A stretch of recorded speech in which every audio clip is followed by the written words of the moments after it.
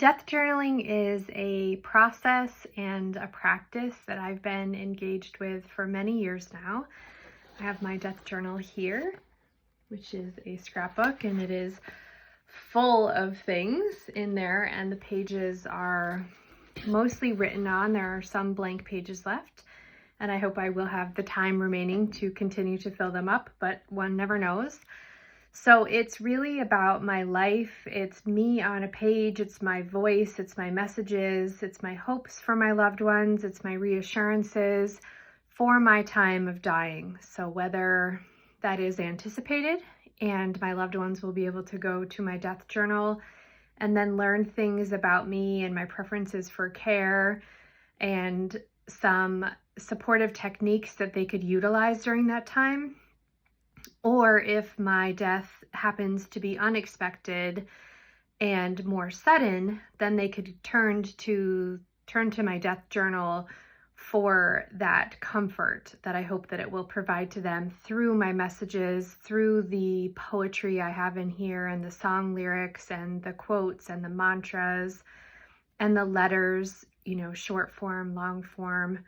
It's a whole array of my love for them, and to be able to continue that connection even after my life here has ended. So when do I death journal? Often I am inspired by something in life. So whether it's a book I'm reading or a story that I hear, maybe it's something on the news. This morning I read the sweetest poem called Two Little Shadows, about a young mother and her two littles.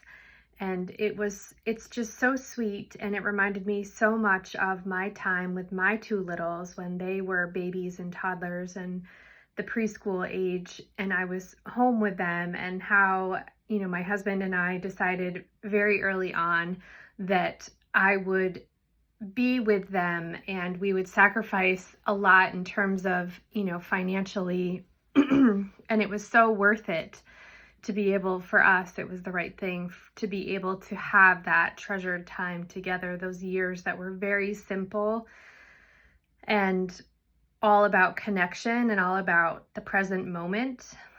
And so I wrote down this poem in my death journal, and then I wrote a note next to it, and I talked about all of my favorite memories from those years when they were really young. So how we would bake and play trains and play restaurant and go for walks and go to story time and play groups and do crafts and cuddle and sing. And, we did have our moments of exhaustion and frustration, of course, but I wouldn't trade them for anything. I wouldn't trade those years for anything except maybe for more of them, if that were ever possible. So what a death journal is not, though, is collection of secrets or things that have gone unsaid.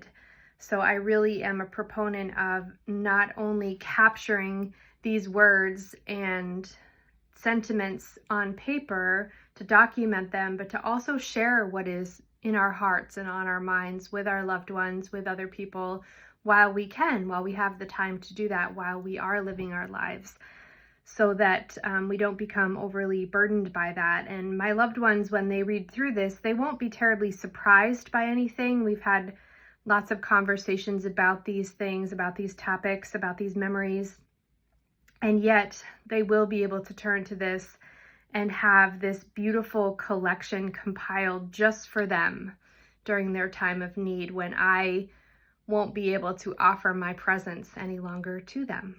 So in my new book, The Death Doula's Guide to Living Fully and Dying Prepared, I have pretty much lifted all of these ideas, all of these approaches, so many prompts from my own death journal into this workbook, so that people can make their own version of a customized death journal for themselves, for the sake of introspection and reflection, thinking about the life they have lived, and for any loved ones that they may want to gift it to for that time.